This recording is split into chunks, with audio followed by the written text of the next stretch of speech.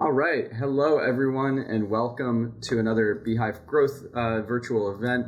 We are here with Kristina Volchek joining us today. She is a freelance designer. I'm going to let her give a little quick intro, and then we can get started. Hey, Kristina, thanks for joining us today. Would you like to give a quick overview of your background? Yeah, sure. It's nice to meet everyone. My background is actually in digital marketing, so I turned into design just like 5 years ago. And since then, I was working as a product designer, helping various startups, businesses. And recently, I decided to focus on helping solopreneurs and entrepreneurs and content creators. So my big focus was launching my own beehiiv newsletter, Designer's Coffee newsletter. Sign up if you want. And now I'm helping others with their newsletter designs. Amazing, and thank you so much for that. This is really cool. This is a first for these growth webinars because Kristina is a member of the beehiiv community. She reached out through the Hive, saw that we were doing this webinar, and it worked out that we were able to have her join as a guest. Usually we've had different guests, obviously, for each event. Usually they've been pulled from existing partners, but this is our first time meeting today, and super happy to have her along. And for those that are out there, if you guys see webinars that are or virtual events that are coming up that you have some subject matter expertise on, don't hesitate to reach out. I can't promise that we'll be able to have everyone on as a guest, but this is something that I think we want to do more of, and engaging with the community and leveraging the expertise of our wonderful users and community. Jumping, and I'm going to share my screen and we'll get started. So thanks again for joining everyone. We have a great presentation here. Oh no, I forgot to update the special guest. That's embarrassing. I'm sorry. We will fix that before we send out the deck, but this is not Francis. This is Kristina. So sorry. I knew there was one thing I forgot. I was focused on the content yesterday, and one of those small things that I forgot to update. But we're so happy to have you join today, talking about newsletter design and how to elevate your newsletter design for growth and engagement. We have a pretty packed agenda here today, so you can see what we're going to be covering on the left. And then, as always, if you have any questions you're coming to this event with, please drop them in that link. It's beehiiv.link/Q&A. You can also click on the link. I believe it's in the chat now. We will cover those questions at the end in our Q&A. But with that said, if you have any questions that pop up throughout the presentation, please add them to that link. We try to save all the questions for the end so that we can keep the presentation moving along, so we can get through all of the great content that we have. I say this every time, and there's always people who join a little bit late, but all resources, the recording and the deck, will be shared. We are a little bit backed up on some of our past webinars. We've been doing a ton of them, but we try to get these out in a couple days. You'll receive an email in about 2 hours that has the link to where our past webinars live, and that's where this one will live as well.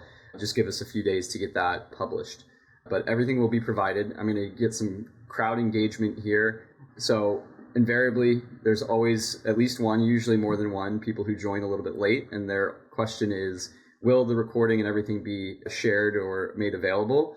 And so as a group together, this actually works a lot of times. I've been very proud of the audience. When they invariably jump in, if you could respond in the chat, yes, everything will be recorded. That'd be incredibly helpful so that we don't have to jump in and disrupt the conversation or anything like that. With that being said, we are ready to go. So the way that this normally works, if you are new to our virtual events, I'm going to cover the content on the slide, and then we'll toss it to Kristina for her expert opinion and advice.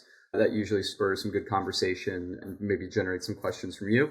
So if you do have those questions, again, use that link, drop them there. Anything that we don't get to, we will release within the recording as a Q&A, as well as it's super helpful for us to understand what users are wondering about, because it helps us create content in the form of blog posts, videos, all kinds of resources, knowledge-based resources if it's beehiiv specific, and so forth. The last thing I'll say before we jump in is that these presentations are done from a beehiiv perspective. We're a newsletter company. We obviously have our own perspective, but if you're not yet on beehiiv, this advice and this content is also for you. We try to keep it, for the most part, pretty beehiiv agnostic. Most of the principles, or all of the principles we'll cover, should be applicable to newsletters of any kind. You don't have to be on beehiiv for these to work for you, but I think there's a lot of ways in which they'll work either easier or better if you are on beehiiv. If you're on the fence or you're curious, definitely encourage you to check out beehiiv. We have a great 30-day free trial where you can access all of these great design functionalities and features. So jumping into things, we're going to start the conversation with the psychology of newsletter design. This could probably just be called the psychology of design, but of course we're talking about newsletters. So there's 4 principles that I have here that will guide the conversation as we go through the rest of the presentation. So those are visual hierarchy, color psychology, pattern recognition, and cognitive load. At the end of the day, most design that you see is optimized around these 4 basically topics or characteristics, and they help your readers, they help your subscribers understand and comprehend what they are reading. It's amazing and sometimes overlooked how simple elements of design can really change the way that something is presented or absorbed. If you'll call back, if you joined us for our conversation on writing like a pro that we had with Francis, we talk a lot about breaking up the text that you're writing. If you can imagine a big wall of text versus text that is nice and spaced out, maybe has some variety, it becomes much more digestible. And that in itself is an element of design, but is I think a very accessible one for all of us. It's much easier to visually and gain comprehension through reading when you have a big wall of text broken out appropriately into sections. And a lot of those principles apply more broadly to the greater world of design, specifically visual design, which this presentation will focus on. So visual hierarchy is guiding the reader's attention. So where do you want them to go next? What is the first thing you want them to see? A lot of times, a very simple one is big text is going to be read first, followed by text that's slightly smaller, and then the smallest text. And that's in itself visual hierarchy. Bigger means this is where my eye is drawn to first. If you see a big headline, you never read the body text first. You're going to read the headline, gain the understanding of what the content's about before you move on to the smaller text. And that can be applied in a bunch of different ways in which we'll get into. Color psychology, evoking emotion and action through color. One of the things that I follow a lot is this principle of when you are working in a newsletter or a website and you want somebody to click an element, you should be almost like training your user to understand what is clickable by using the same color every time there's something that's clickable. If you had a system where everything that you can click is a different color, it becomes very hard for the reader to understand, okay, this is what I should click. This is something that's interactive. Versus if you use the same color for all of your buttons and all of your links, it becomes very easy for the user to understand, okay, when I see that color, that means that this is clickable. That means that there's an interaction that can occur. But aside from functional things, there's things like emotion. Something like the color red is a much more vibrant, aggressive color than something that's a little bit more muted. So if you're running a very kind of like clinical industry report, you don't necessarily typically see a lot of these bright, bold colors. You usually see a more muted color palette that is going to put more focus on the writing and present maybe a little bit more professional, more muted kind of emotion to the writing. Pattern recognition is about creating familiar and repeatable patterns for users to follow. You see this a lot with newsletters where you pick a layout where maybe you start with a main story, you have a secondary story, you have an ad, you have your links, and then you have your closing or whatever. It doesn't really matter that specific pattern, but you repeat that layout for edition after edition, and your users get to know what to expect. So when they open the newsletter and they start reading, there's never a question of what comes next. What am I expecting to read about next? And that actually leads directly into the last point. All of these things are in service of this idea of cognitive load, where you're capturing your user's attention, and that takes effort. And so the harder you make it for readers to understand what they are being exposed to, then the more kind of mental energy it's going to take to process, and people have a finite amount of mental energy. If you can imagine, like back to school days where you're having to read a textbook, it's very information dense. There's a lot of cognitive load that is required, and usually a lot of textbooks are full of just text. So it's just like a lot of writing, a lot of ideas that you're having to process. And that's why textbooks traditionally are very hard to read over long periods of time. It's just not fun to sit there and read a textbook because there is a ton of cognitive load going on. There is a similar phenomenon with writing. And we go back to that example of just a big wall of text. A lot of cognitive load. If you can break that up, you reduce the cognitive load that a user has to do. And what that is functionally is a user is trying to understand. They're trying to place and understand what is in front of them. And so when you use visual hierarchy with things like headlines and subtitles or bullet points, it helps the user formulate in their head where should I start? What am I looking at? Can I scan this? Is this interesting to me? If you just put a big wall of text in front of them, the load is very high because they're like, okay, cool, I have to now process all of this to really understand what's going on. So between color psychology, pattern recognition, visual hierarchy, all of these things play into reducing the cognitive load on the user and trying to strike that balance of, as I say here, information density and readability. Before we go on, this is critical to kind of everything around design. Kristina, I'd love to get your opinion on these different elements. I would say there is one missing is motion that is introduced a lot recently, especially you can notice a lot of beehiiv newsletters are using GIFs. And from one side, it's a good thing to have. From another side, motion is something that attracts our attention immediately. So if you have a moving object in your newsletter, that's where like all the concentration will go toward to. So if you're overusing it, it becomes impossible to concentrate on the actual content. So think of GIFs as like a cherry on top of your cake. You want to put this cherry on just very top of your cake whenever you want to drag people's attention or just add some humor or something like element of fun to your newsletter, but not overusing them.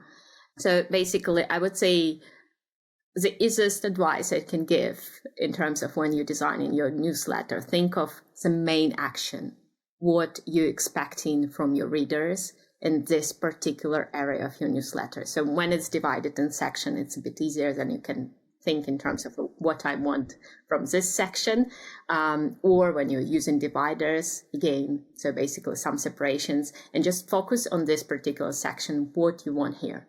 If it's your intro, what is my goal here? I want people to get hooked into my intro. I want to tell them what will be inside of the rest newsletter so they're hooked and they want to read. If it's your middle section and you want to lead them to a particular CTA, to click it, make CTA really popping up in a way in the middle of your newsletter. Big, juicy, short, bold, very clear. I wrote a comment in the chat because I noticed that some newsletters are using very long CTAs. In general, it's a bad practice because CTA is like a very bold action. So the simpler it is, the easier to consume, the faster people will go and click because they know what to do with this button. Amazing. And I think that's a great to adding that item of motion here. And just to tie it back to the overall kind of like theme of the slide of psychology, it's as people, many animals, it's not just us, are adapted to recognize motion. If you imagine us on the savannah or in the jungle, if you're hunting or whatever, or being hunted, you're looking for every little bit of motion because that little bit of motion can be the difference between life and death. Obviously, in today's world, that's not the same case, but it's why motion can be very valuable when you are doing it very sparingly, because it's going to grab attention immediately.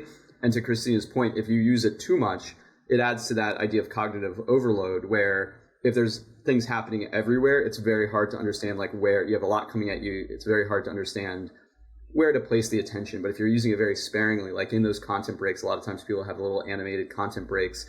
It's a signal that, okay, cool, it's okay to take a break. It's going to grab the attention to that break and kind of add some separation. Also with thumbnails, logos, all of the different things that are available. And just images too. They can also, motion graphics, obviously a picture is worth 1,000 words. A video is probably worth maybe 1,000 pictures. I don't know if it's that many, but cool. Moving on. Sorry for interrupting. You just reminded me of a very important element when we are speaking about motion or adding too many elements. We have to keep in mind the Gmail clipping. So once your beautiful newsletter get clipped, doesn't matter how well it's designed, people will go into unclipping mode, which is like really ugly, in all your beautiful sections or anything you did with beehiiv will be just ruined by clipping. So keep in mind this warning message in the top corner that your email won't be clipped by Gmail. Amazing. That's great advice. And yes, in the beehiiv editor, top left corner, we have a little warning if it gets too long. Gmail, I think it's around 100 kilobytes. It's a little bit more, but we usually say like around 100, you'll be pretty safe. I think it's 112, 110, something like that, maybe 120. But yeah, excellent advice, because when you start adding a lot of these elements, they do add weight to that email. Moving on, so one of the more basic places to start, I guess we could start probably with color, but we'll get into color in a minute. one of the most basic aspects when we're talking about writing is then typography selection. So there's a lot that you can convey when you're building your newsletter through the typography that you use. Now, there's a lot of, we're not going to get into all of the science and all of the details behind here, all of the science and psychology of typography specifically. There's a lot of resources online. But this is one of the things that a lot of people have the most questions about. Okay, I've started my newsletter. How do I choose the fonts that I want to use to basically convey this knowledge that I'm passing on to my users? So there's a couple different kind of elements to how you can shape and form the actual written design of your newsletter. This is not the more visual colors or anything, but like literally how your content is presented. It's through font pairing. We talk about font sizes and weights. Bigger fonts, bigger weight for headlines is going to draw attention versus smaller body text. Line spacing and the width and kind of the size of the content in the email. And then typography as a design element. So is there ways that you can sparingly use maybe designed images that you can have a non-typed like headline or something like that? I know some newsletters, instead of actually using like the text typed into the editor, they will have an asset designed that acts as their header, usually when it doesn't change from newsletter to newsletter. So jumping into font pairing, it's a huge wide area. There's a bunch of websites you can go to be like best font pairs. We are working on a resource for this because within the beehiiv editor, not all email platforms support all like web fonts. It's actually a relatively small selection of web fonts that are supported across the major email platforms. And so when you do the drop down within the newsletter editor, the design lab, you're going to have a relatively limited number of fonts. And that's just because we want your email to look consistent across every inbox. You don't want some users getting an email that looks drastically different than another one. And so we include the fonts that look good across different newsletters. But typically the way this works is you want to find pairings that complement each other. A lot of times a serif font, the ones with the kind of the lines on the end, that's probably making some designers cringe. I don't know how better to describe it, but Times New Roman is like a serif font. It's got the little base on the bottom. This is, for example, a sans serif font. There is no little, I actually don't have an example. I should have brought an example of serif versus non-serif. But these are all non-serif fonts because there's none of the little flourishes on the sides. Let me see if I have one where it's like a good example of serif font real quick. A lot of sans serif these days. Okay, so this is a serif font. You can see it has those like little flourishes on the bottom and top. And this is a good example where there's a good balance between this serif font and then this sans serif font. Usually what that strikes is like the serif font typically has this kind of emotion of like more formality, more structure, versus the sans serif fonts tend to be a little bit more playful, a little bit more modern. And so a lot of times you can basically have a nice pairing by selecting, as we see here, that mix of serif and sans serif. Now, you don't have to do it like that, but usually there's ways to create these pairings that the weight and maybe the boldness of one font is complementary to the lightness and the seriousness of the other font. But just as an example there. Font weights and sizes, this goes into headings. So typically your headings are going to want to be more bold and bigger than your body text. In the design lab, you have H1 through H6, heading 1, heading 2, heading 3, heading 4, heading 5, heading 6. It allows you to create a very clear, logical hierarchy. If you have your headline and then you have a subsection, you're going to use H1 and then H2. And then if you have a subsection to that, you might use H3. And as you get deeper into breaking out your content, those headlines are going to usually get maybe smaller, maybe lighter in terms of their weight. Line spacing, this is where content breaks and actual line spacing comes into play. So you have the option in beehiiv to like basically choose your spacing. So like less, which is going to be tighter, more, which is going to spread out the lines between the text. It can help make your content more readable. All of these things play together to create like kind of a visual mood of your newsletter. And so it's worth playing around with. Some you might want it to be a little bit more dense at perhaps the expense of readability. It all breaks down, but I encourage you to play around with these different elements. And then again, typography as a design element. There's a lot of newsletters. I know Tyler, our CEO, his headers are designed to look like Windows 95. They're not typed directly into the editor. He has images because his section headers don't change from edition to edition. He just has these designed headers that are images, but they display the text in a way that adds to the branding and the overall feel of the Big Desk Energy newsletter. And Kristina, what are some of your thoughts here? Oh, and you're muted, Tony. Can you? Yeah. Sorry, I was muting myself because okay. I'm getting echo when you're talking. Sorry for noises, guys. It was me. I was just thinking like it would be good to bring some examples, visual, like when you can show like this is serif fonts and so on. But my general advice for serif fonts with those small details, that they are readable and accessible only in larger size. So whenever you're designing your newsletters and you have heading 3, 4, 5, 6, I would recommend avoiding serif font there and going with simple sans serif typographies that will be definitely accessible and readable. Also, in general, whenever you work with serif fonts, even for your body typography, you need aim for larger typography because serif requires a lighter typography. It's a bit harder to read in digital form. I know we are used to it in books, but it's not the same when you read in digital. So you need to keep in mind accessibility. And the safer choice in majority of cases is sans serif fonts, simple, clean typography. And also whenever you want to differentiate your headings from your body copy, always just go with bold headings. It's almost never wrong to go with bold headings, making sure they drive all the attention to the heading because that's where you want your user attention. And also when we speaking about accessibility, a general rule of thumb for body copy is above 16 pixels because it will be accessible for majority of users on the internet and even for people with vision problems or any kind of disabilities. So basically 16 pixel as a starting point is your best friend. Anything smaller might be not visible for users already. This is incredible, and this is one area where, as you can tell, I'm not a designer by trade. I've picked up on I've seen a lot of newsletters, so I know it's great, but this is like solid gold because I love how Kristina can actually explain like the why behind these best practices. So real quick, just leaning into what she was talking about in terms of some real examples.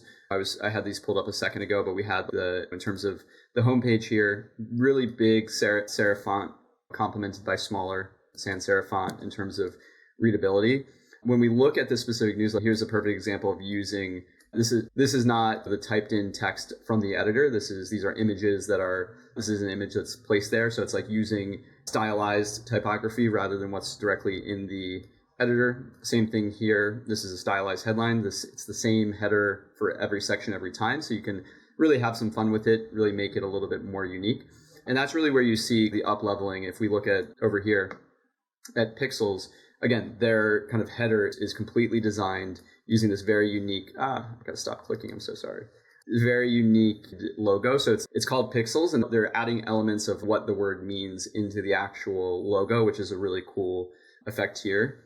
But again, like this sans serif, bold, big headlines, followed by the more typical normal font below. Parallelogram, let's see if there's anything cool here. Very text heavy on this one, but that's probably what this newsletter is about. We'll get into more imagery with this one, but this one's a really fun one we'll get into in a minute. So we'll just keep on going, and then we'll come back here for more examples as we go.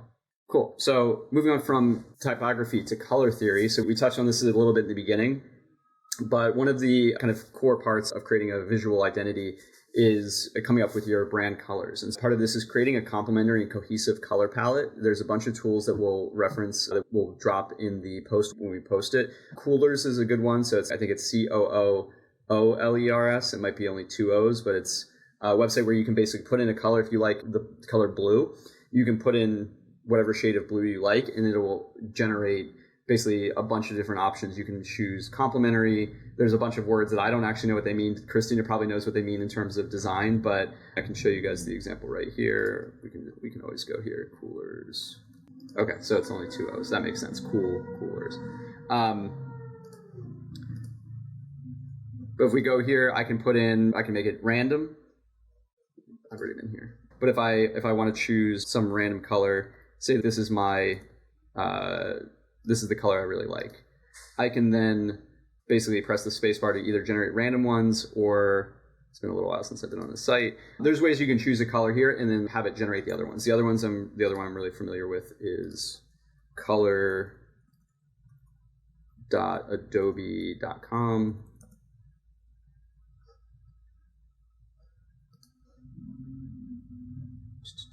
visit. Cool. So here we can do, again, we can change this, and this is what's going to show the color harmony. So this one's choosing similar colors to the one that we chose, but we can have all of these different options where we can say complementary. So say this is the color that I'm editing. It's going to give us all of these different colors that are, in this case, complementary. I don't actually 100% know what all of these, kind of the science or like the reasoning behind some of these, like square, compound shades, monochromatic. I think monochromatic's probably just like similar shades of the same color. But really useful tools for creating cohesive color palettes that are going to generally look really good together. What you're trying to avoid here, unless it's your brand, is like kind of colors that are clashing that are going to create a experience that is maybe not as good. So within this way, you come up with your cohesive color palette, and then you can use color in a couple different ways. Like we just saw in the pixels example, they use highlights over the bold headlines to really draw visual attention to those headlines. You can use highlighting within text to obviously highlight specific words or phrases or whatever you want there. You can set colors for your, as we referenced in the beginning, in your links, so that you can train your users that when they see a specific color, it means it's a clickable element. Other places where you can use color, in beehiiv specifically, we have our block quotes. So if you have an accent color that's not your main click this element color, you can use that accent color within content breaks and within block quotes to add those little splashes. One thing to be not concerned about here, but aware of here, and I'm sure Kristina was going to bring this up, is contrast ratios for accessibility. This is a huge thing with design, of making sure that your colors have enough contrast so that not only are they easy to read for users without any kind of, but anybody who may have a disability, whether it's colorblindness or anything else, can still read and enjoy your newsletter with that contrast in play. And then using those colors in different themes. So again, I'm going to point to Pixels because it's one of the most beautiful, in my opinion, visual newsletters, but they use that purple all over the place. It's different shades of that purple are all over, whether it's the treatment they give to the section where they talk about the subject of that newsletter with the neuron, whether it's the logo, the background. When you hit that site, everything is unified through color in that way. Kristina, what are your thoughts here? Oh, sorry, just was unmuting myself. My general advice, if you're not sure about colors, less is more. Even a totally black and white newsletter would be a safer option than over-designed one. So whenever you're unsure about colors, go with just default black and white, simple version, and then just choose single accent color you want to add. And this accent color normally could be connected to your links because you want your links to stand out, because if your buttons and links and everything is just like the same color of your text, they're getting a bit lost. So if you're choosing this accent color for your actions, you need to be consistent about it. So I have, for example, bright blue, and it's my action color. And basically my links, my cities and everything will be bright blue. And also my icon can be bright blue just to associate with this more movement of actions around my brand. But basically, if you're unsure, go with just single accent color. It's way safer. And make sure you will check the contrast ratio of this color, because there are a lot of online tools. I share just one popular free contrast checker where you can put your background color and your accent color and make sure it's accessible, because if it's not accessible, people most likely will not notice it. So you want to be noticeable, and a single one is better than thousands of them because it will drive attention where it needs to be driven. Sick. I had a siren going by. Thank you so much. That was incredible advice. We'll be sure to include that link, and maybe we'll find some more to give you some options when we release the update on the blog. So layout and composition techniques. This is where we move from more visual to the color and the look and feel to more of the structure and how we're outlining the content to the actual structure to complement your designs. This is an area where I actually have way less experience, and maybe I'll lean on Kristina a little bit more with this one, but I know that there's theories around grid systems where you can basically, you can imagine like a grid overlay, and you can basically structure your content, whether it's a picture that you're composing or content, to basically make sure that there's proper separation, spacing, that things aren't too close together. There's the rule of thirds in photography and cinematography where, for whatever reason, scientifically, like when you have a subject in one of the thirds, imagine 2 lines and 2 lines, it's like the thirds is where they're the most striking visually and your eye is drawn. Second one is thinking about how users are going to actually read through and interact with your newsletter. There's these different formats where picking up on the psychology of how people will read and scan content. So two of them are F patterns, where you like read across and then you go down and you read across again and you read down and so forth. The other one would be a Z pattern, where you're reading across and then back and down and across. These can be useful mental models for how you're laying out content that plays on psychology to make it easier for your user to consume the content that you're writing about. Next is white space. This is something that is, when you see that done poorly, it really stands out, but at the same time can be very hard to do really well, I find, which is basically finding enough room for your elements to breathe, whether it's images or text, different sections, letting it breathe, having space, it doesn't have to be literally white, but like having just blank space that allows your reader to take a break, take a rest, ease that mental load, and reduces like kind of that really strong, maybe cluttered feeling of having too much at one time.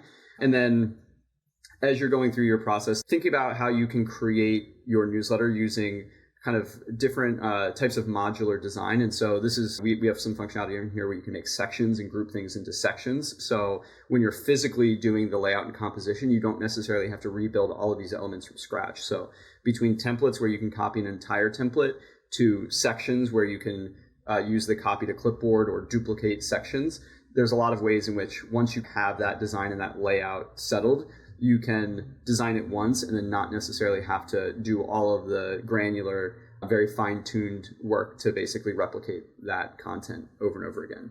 Kristina, could you give us a little bit more of a deeper dive in some of those first few items as a designer?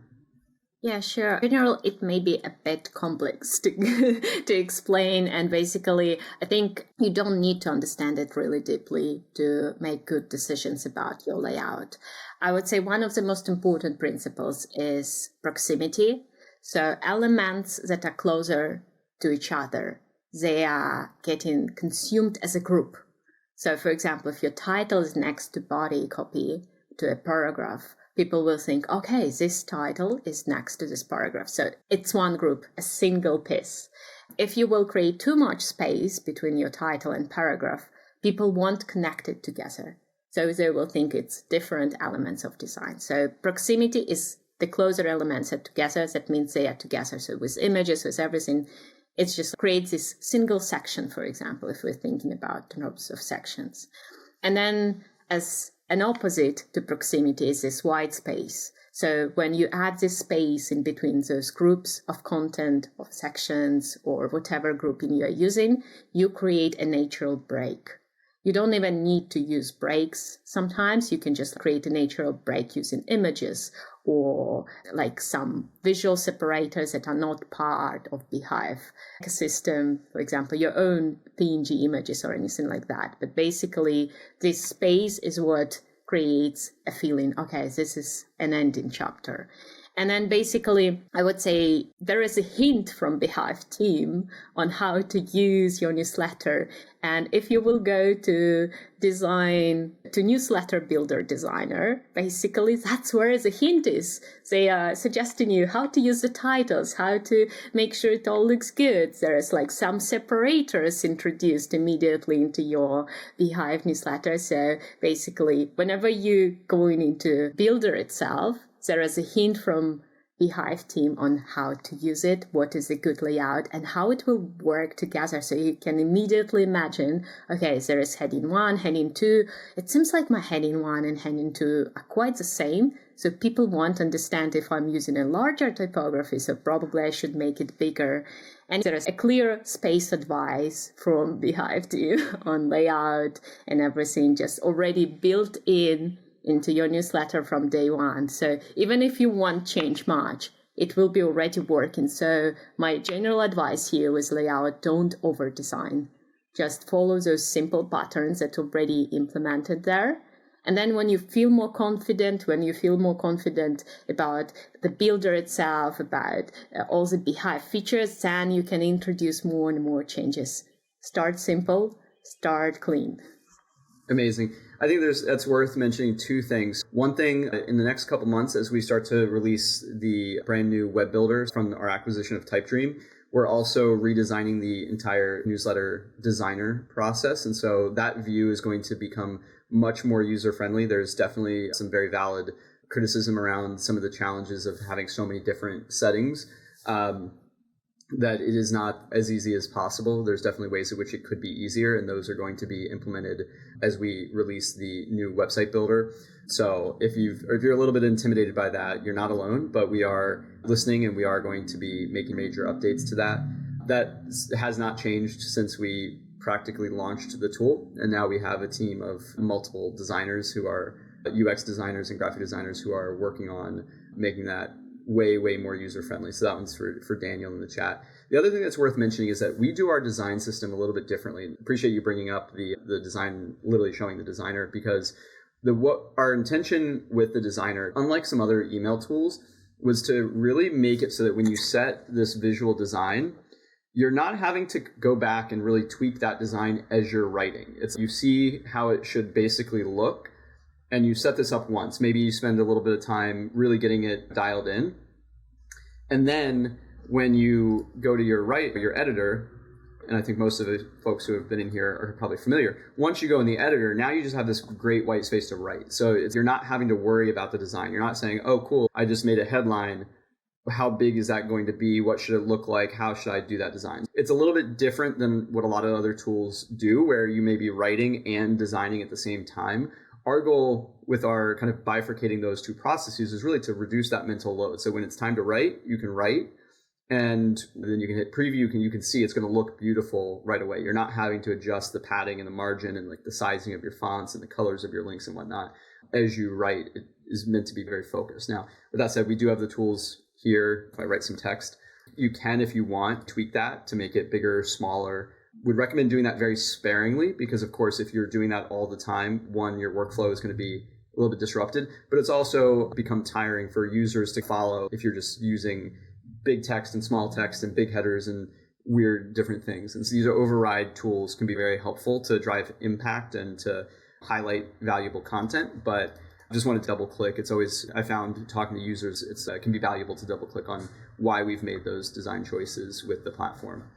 Cool. Moving on, visual content creation and curation. So we talked about this a little bit before with the typography slide, but a lot of folks will opt to create custom illustrations to enhance the brand identity and really add a little bit more connection. So we saw that example with Design Joy. What is it? This one, Joy Hour. Sorry, Laura.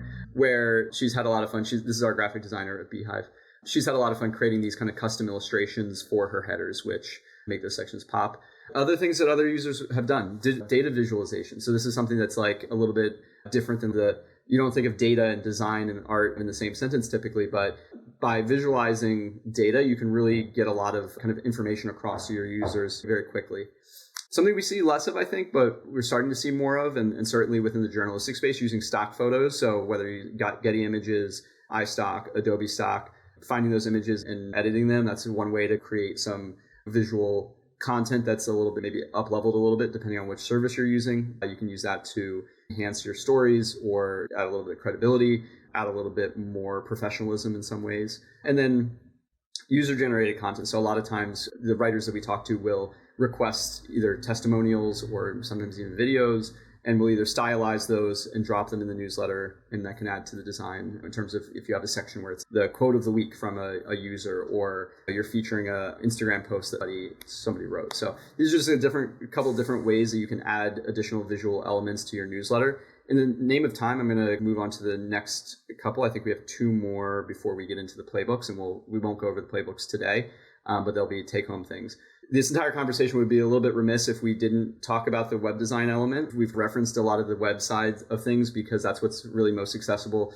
A lot of times, obviously with newsletters, people are going to be consuming this content within an email inbox, which with beehiiv does look more or less very similar between the different media. But when you're talking about building your newsletter and you have your web component, a lot of this advice can very much be applied to designing an effective newsletter landing page. And so the example I have prepared for this one is this Smart Nonsense landing page. This is very much like what their newsletter looks like. It's incredible. They have these custom cartoon animations that are very weird, for lack of a better word, but are amazing in all of their newsletters. But they've created this custom landing page that just is very engaging. They use this rainbow color palette throughout their newsletter and through the landing page, custom spacing, so you have this like break between the top where you're focused on getting the subscription, and down below where they have this user-generated content, you have a little bit of content around the actual writers themselves, and then some of the examples of some of their posts. Just an example.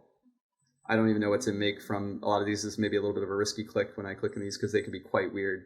But in this case, they're using custom animations throughout the newsletter. It's a lot of fun. Yeah, and that's one example for landing pages. Eye-catching thumbnails. This is really important when you're in your editor. So I think I still have the editor pulled up. We have the ability for you to add a thumbnail. So this is going to be what's shown on social media if somebody shares your post, and it's also going to be what shows up on the website. So in that other example, or any of these ones, actually, if I go back here, you can see this beautiful designed thumbnail. So these are all custom images, but obviously adds to the visual element of what am I clicking on, adding to that visual identity, and is a great opportunity to be very creative.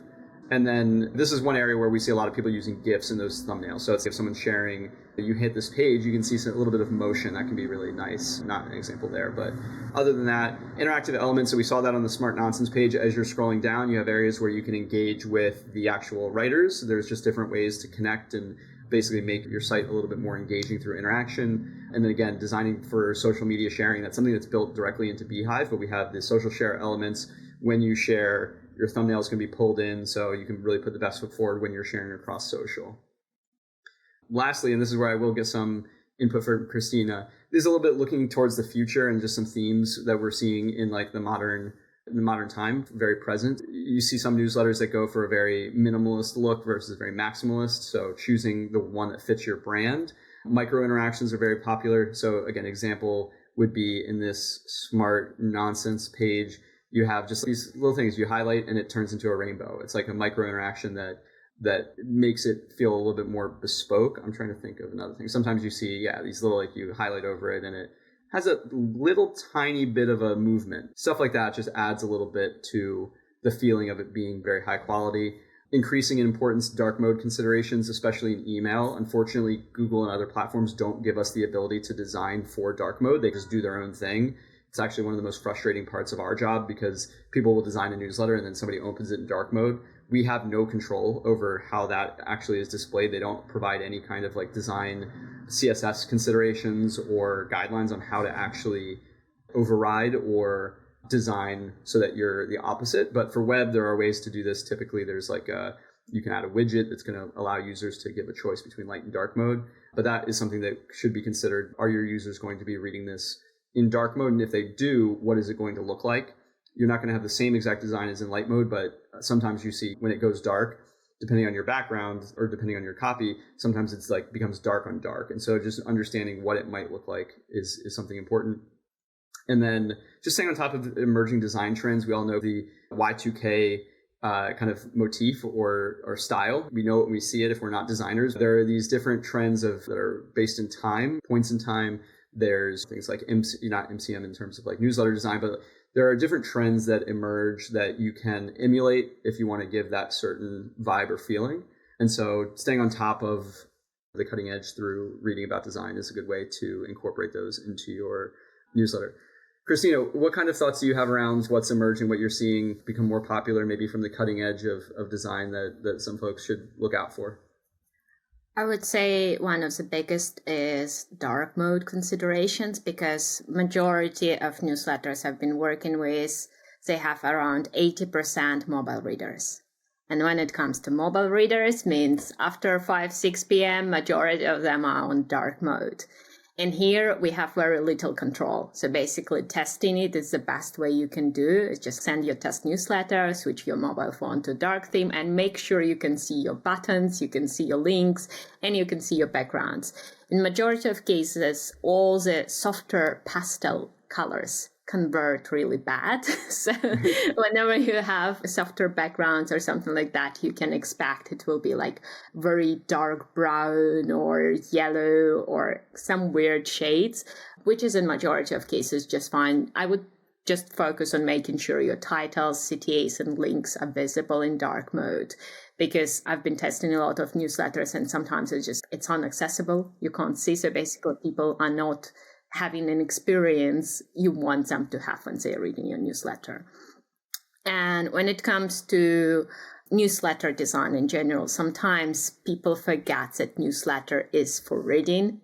It's a blog delivered into an email client. And emails has a lot of restrictions, especially email clients. Over-designed newsletters, when they are forwarded, when they are opened by weird new email client, for example, I'm using Superhuman, all my beautiful beehiiv emails look just clean, as simple, and the same. Is it depending on? Always like that. Yeah, yeah. I started using Superhuman, and none of my beehiiv emails look right. What's going on? And so we designed for Superhuman specifically. Oh yeah, they need some collaboration, but basically you can't expect to be delivering the same experience to every single reader. So the safer you play in many cases, the better is for every single reader, unless you have a very specific audience. So for example, if it's more important for you to be fancy or have animations or even not worrying about clipping or heavy emails or anything like that, when delivering this design aesthetics is more important for your particular audience, then you can sacrifice a lot of principles. But in general, my advice, especially when you're just starting with beehiiv, guys, play safe. Simplicity never kills anyone. And if you want to add some accents, use good visuals. And in current stage of our life and world, we don't even need to be illustrators. Now you can ask ChatGPT to generate you quite well-designed images. Overusing it is obviously, it's a bit too much. So there are a lot of free stocks as well for photography and everything. Just make sure you're using more visuals that communicate the message you have in your content and like connects both visual consumers and active readers in one single newsletter. I love that. I want to like frame that quote, like simple is better. We see so many people reach out and want to go for the moon from the very beginning, from day one. And it really is true that simple can work really nicely and doesn't require that much work to get to. Sorry, I hope someone's banging on a wall or something. I hope nobody can hear that. Sorry if you can. Amazing. Moving along, I have 4 playbooks that will drop, again, when we release this deck that you can follow. First one is creating a style guide, just a couple of these quick steps to create a very simple style guide for you to follow. Give yourself some rules and some little bit of a playground to make it easy, reduce that cognitive load when you're going through the designer. A thumbnail design challenge, so creating an engaging thumbnail, putting it out to social media, getting some feedback, and then leveraging that to continue with your as you publish more. Heat mapping tasks. So this is something that a lot of designers use a lot, either user testing, visual like recordings of users and seeing how they actually interact. And then one of the second best things is actually using heat mapping to understand where users are spending time with their cursor on the page or kind of how far down on the page that they're looking. And so this can be really helpful as you're getting down that format and you're trying to design for engagement. There's a tool, we covered this in one of our last webinars, but it's called Microsoft Clarity. You can put in your beehiiv site very easily. It's only going to give you the data on the web side of things, but can help give you those signals of how far are people reading, how much they're getting out of it. beehiiv also does have a click mapping feature, which is our way of getting around some of the limitations that email clients present. But if you have links in your newsletter, we will show you where the most clicks are coming from. And that can be a proxy for how much users are reading. So if you monitor your button at the bottom of your newsletter usually only gets 1% of the clicks, and then one day you get 5%, it means that many more people made it to the bottom and they found that more engaging. And then the last one would be steal like an artist. Took this from a book that I read, but choose a well-designed newsletter or website in your industry, and then study what you like about that newsletter, what design elements work well. Something that we did in the past when we were like early at beehiiv trying to get clients is like we would find newsletters and we would literally design them in beehiiv. We would literally make them identical and like then add any kind of design upgrades in terms of elements or whatnot. And then we would go pitch them to, hey, your newsletter's ready to go. You could take this over today on beehiiv. You get all these features. It was very successful. That is to say that beehiiv has a lot of tools. I think there's these days very few newsletters that you can't translate one-to-one from a design into the actual newsletter format. And then lastly, we have I'm so sorry. I forgot to update a couple of these slides. I've been super swamped the last couple of days. We've got like a bunch of webinars this week.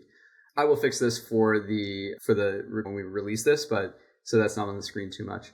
Before we get to the Q&A, Just want to say, if this has been useful, just like Kristina found us through the Hive community, Hive is an incredible resource for asking questions like this. People will critique your design. You can ask how you can make things better. We have, I think, 12 or 13 different channels for different things, recommendations, welcomes, cross recommendations, how to, feature requests, a whole bunch of stuff, and how to monetize, all of these kinds of things. If this was useful today, the Hive is the place for you. It's a community of 3,000 plus of our active paying beehiiv users. And so it's the best place to be if you're really serious about your newsletter and basically getting that feedback loop and joining a community of like-minded people. So I have some questions that the team has prepared. So Tony, I say the team, it's Tony collected this from the Q&A sheet. I'm going to stop sharing my screen and I'm going to ask the questions, and Kristina, you can give us our perspective. See, some of these are more beehiiv specific questions that I'll take, but okay, this is a good one. How do you think about the difference between website styling and newsletter styling, and like, where do you think the biggest differences, if any, like where should they be similar or different? Oh, it's a great question. So basically with website stylings, you have more options. You can go more custom, because websites, it's not necessarily about reading a lot of text. There could be just headings and images, and it's enough for you to understand what's going on the website. Versus when you design a newsletter, it's more like thinking about your blog design. And you can notice like majority of blogs look pretty the same. People don't go too creative with them, because the main goal of the blog is your content. Your content is king here. So all the visual support, all the colors, all the typography is built on top of your valuable content you are sharing. It's like a supportive language to your main source of inspiration for your readers, and it's your content. So whenever you feel lost or confused, just roll back and think, do I deliver high quality, good content? Yes. Do I need to over design it? Let's think about it. That's amazing. I love that. The only thing I would add is that in terms of design, maybe this is not specifically how things would differ between newsletter and website in terms of design, but as you mentioned, like websites do support a lot more in terms of being able to execute JavaScript and CSS. So if you're more of an advanced user, there are different types of like embeds. If you have some code from a different tool, there's some things that like a interactive data visualization thing where you could drag, on a chart or something like that. There's different tools that will work on the web that don't render within the email client because email doesn't support JavaScript. And if you have a tool or there's some part of your stack that you can embed, that can certainly be additive to the web experience and would not be something that you can put in an email. And that's not a beehiiv limitation. That's almost always, literally always a email limitation of the media. Kristina, the rest are more beehiiv specific questions. And so I'm going to take those. But before I get to those, we had some people asking how they can reach out to you and work with you. I know you dropped a couple links, but if you want to drop your link in the chat, but also for the recording, we can maybe say it out loud as well. Oh, you can just find all the information details at my website, christy.digital. My beehiiv blog or newsletter is also there available at blog.christy.digital. But basically, I wanted to also remind you about one more thing that a lot of people forget when it comes to newsletter. Your reader's experience, it starts before beehiiv. It starts when someone recommends your newsletter, when you post it on LinkedIn, Instagram, social media channels.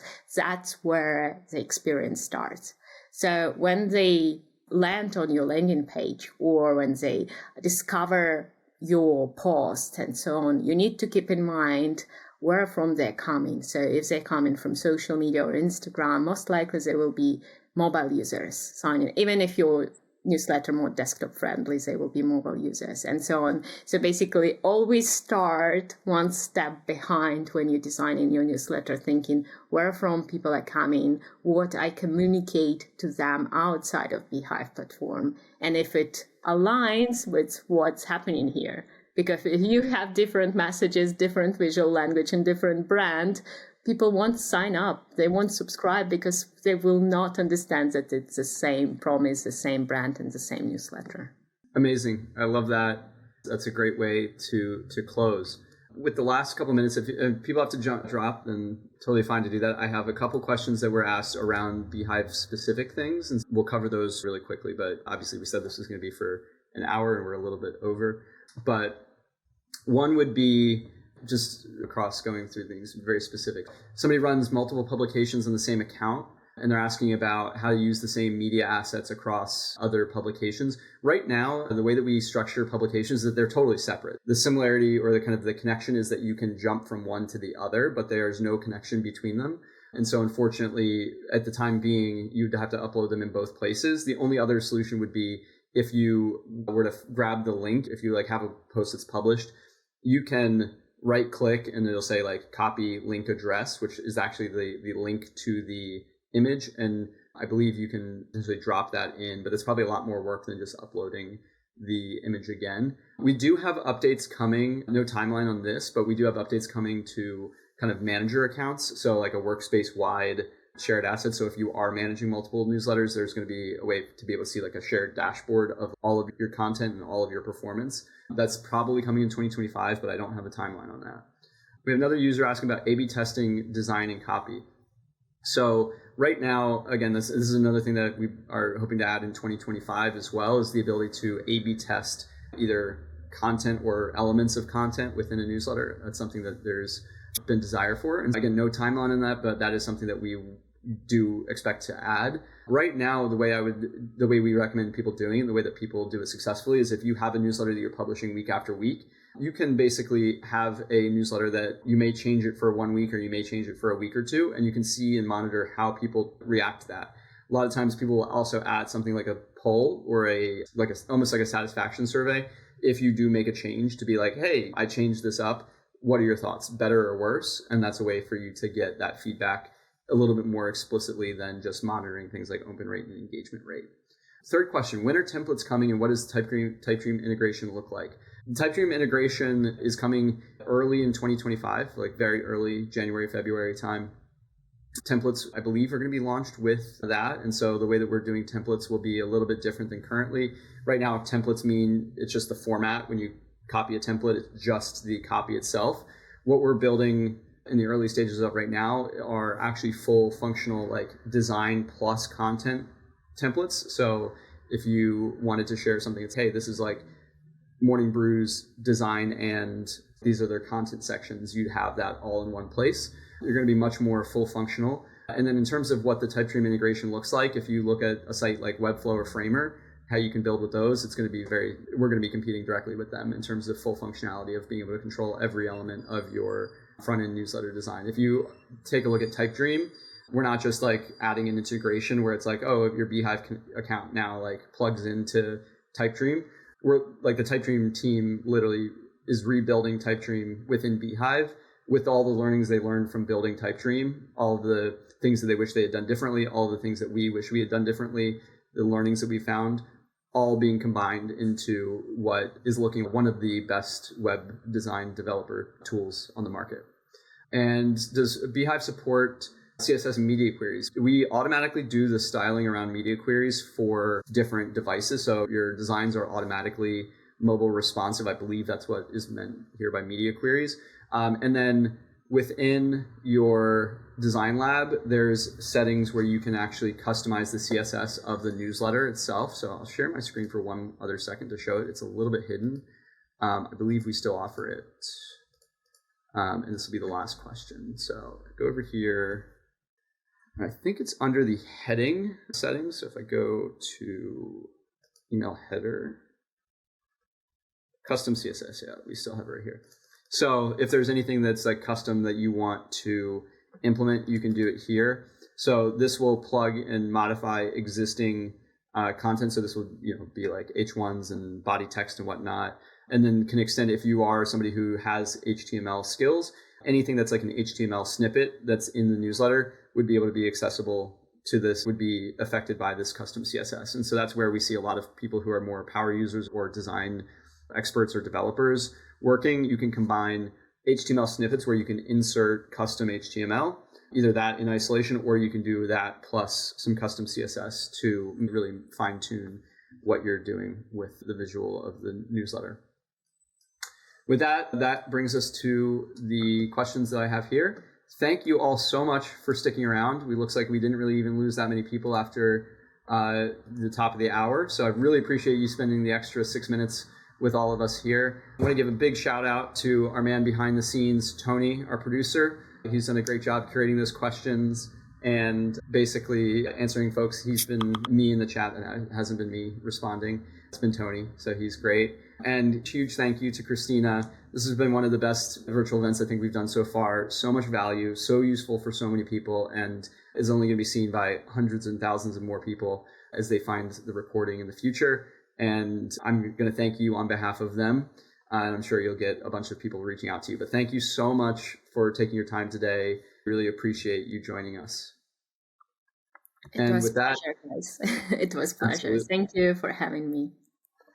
With that said, we also appreciate all of you, the 37 of you who are still here, and all the other ones who've already left, of course. But to you out there who's watching this recording, to you guys who are out there watching the live stream right now, couldn't do it without you. You're the reason why all of this makes sense to do. You're the reason why we do this, and just have so much appreciation for our community. Thank you so much. If you're not on beehiiv, you can find us at www.beehiiv.com and sign up for a free trial. If you're already a beehiiv user, thank you so much for your trust and your time, and we look forward to serving you. Have a great day, everyone.